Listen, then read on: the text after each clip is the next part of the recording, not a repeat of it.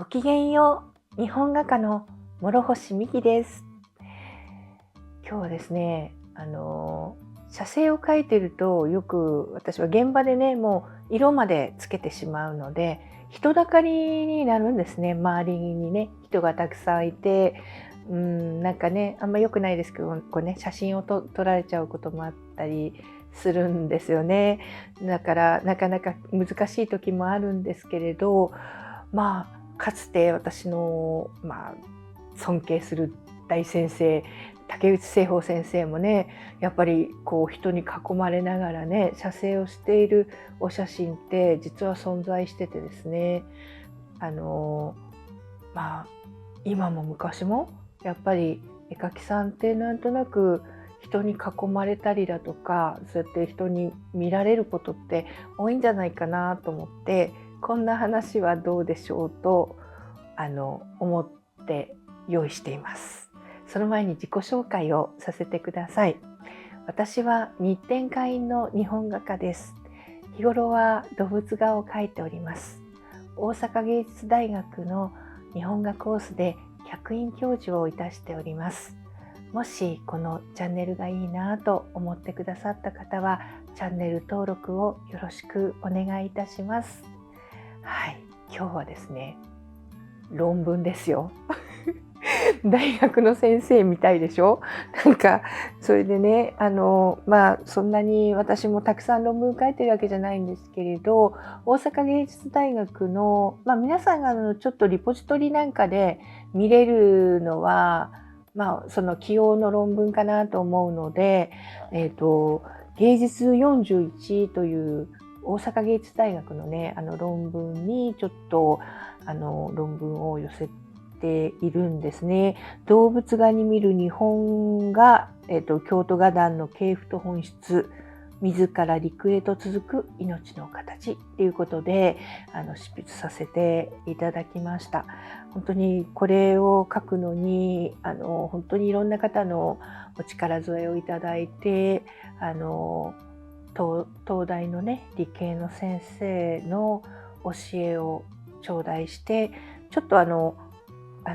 ていうのかな、いい意味いい意味っていうのもおかしいけど、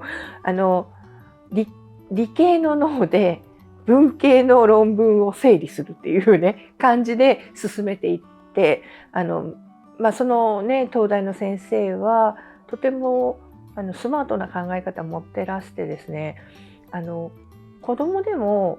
いろんな絵がわからない人でも読んで面白いって思うものがやっぱりね読み物なんじゃないかって、そういうふうに教えてくださった先生でした。自分だけが自己満足でね書いたものはつまらないと、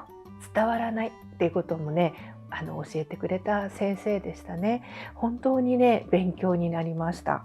なんかね、その中でですね、先ほど言っていましたね、栖鳳先生がなんていうのかな、写生をね描いている画像をお借りしたのも載ってますのでね、もしご興味があったらリポジトリでね見てください。私が実際にねこれ上野動物園ですかね、上野動物園でね写生を描いて囲まれてる写真とねちょっと並べてね載っけてみたり、いろいろね概要からずっと考察が載ってるんですけれど、一応私は京都画壇のね日本画家が、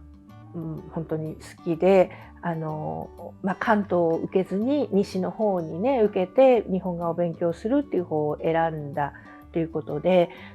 私の師匠も京都画壇ということで私はどっちかというとそういうなんていうのかな、材料も含めですね、表現も含め、西の方の京の方のものを一応自分では今軸としてね書いてるんですよ。それでですね、なんか本当に栖鳳先生も好きですよね。小さい時から栖鳳先生の黒うさぎの絵がね家にあって、その黒うさぎが逃げないように見ていた子なんで、竹内製法ですよ。あとは、新潮社のね、山口佳代ですね。山口佳代、竹内浩一。ここをね、3つ並べて考察したいっていうのが私の、欲望がありましてね。それを、それが叶った論文なんですけれど、もしね、ご興味があったら、ぜひ見ていただきたいんですよ。それで、私にはこの3人の動物画家は切っても切り離せないほどの影響を私は勝手に感じていて、それで一応文章になっていまして、で、その中でですね、竹内浩一先生の、大徳寺のね、宝珠院の襖絵ですね。それのね、猿がね、1匹だけいるんですよ。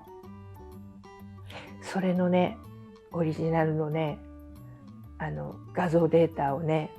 特別に入れさせてもらっているので、ぜひね、もしご興味があったらぜひね、なかなか表には出ていってないものだと思うので、ちょっと検索するとちょっと出てくるかもしれません。もしくは私のホームページをちょっとクリックしていただくと、論文の方に飛べるかもしれませんので、ぜひね、ちょっとご興味があったら、画像だけでも猿ね、見てください。以前ね、何かの折に竹内先生と話した中で、ちょっとね、猿がこういうふうにこう行って飛ぶ、姿を我慢して暑いけど見てるんやっていうね、動画が以前ね、撮ったと思うんですね。その姿がね、そこにありますので、ぜひね、よかったら見てください。はい。なんかね、ちょっと前の論文なので、ちょっとこう恥ずかしいところがあるんですけれど、皆さんはね、どんなことをね、されてきたか、もう絵をね、意外ともう描いてる人は論文書かない人の方がね、多いんじゃないでしょうかね。でも、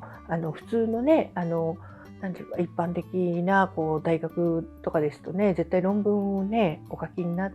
てるんじゃないかなというふうに思うから、私はなんかそういう経験も全然なくてですね、私は学部生までしか大学行ってなくてですね、大学院も博士の方も行っておりませんで、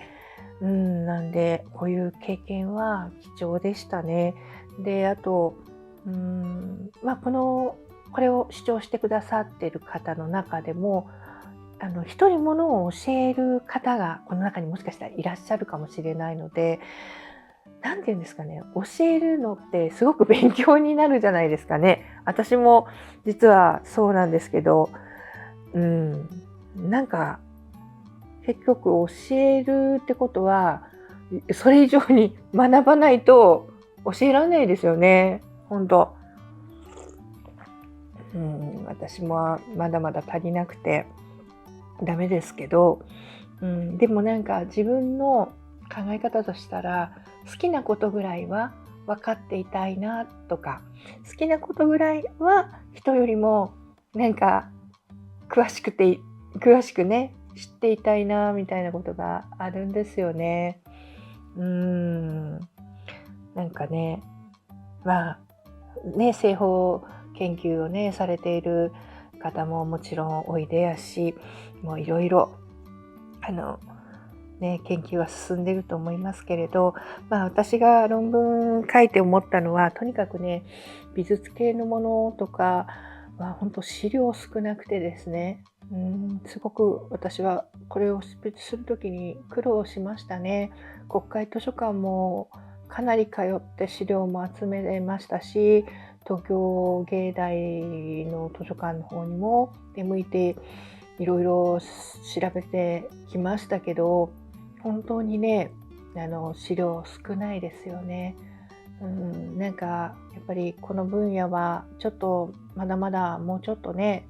いろんなものの研究がね進まないと、なんかこれがいずれなくなっちゃうんじゃないかなっていうふうに思ったりしますので、絵描くことだけで結構忙しくて、私も実は次にもう一個書きたいものが実はあるんですけど、ちょっとテーマは言えないですけど、まだね、そこまで着手できてないんですよね。本当に時間に追われてしまってね、これが今の現状ですかね。でも本当に叶うならば、今回ね、この論文を書いた時に本当に教えてくださった先生にもう一本ね、論文をね、見ていただきたい。本当に私が早く書かなければいけないんですけれどね。でも本当にいろんなことをね、教えていただいたですね。印象的なのは、すごい煮詰まった時にですよ。今日は論文書くのもうやめましょうっていうパソコンでね、指令が来て。ですね、大きなお肉を買ってください。ステーキ。焼いて食べましょう。脳にいいですよって言われて、お肉をね、食べたんですよね。すごいアドバイスだなと思って。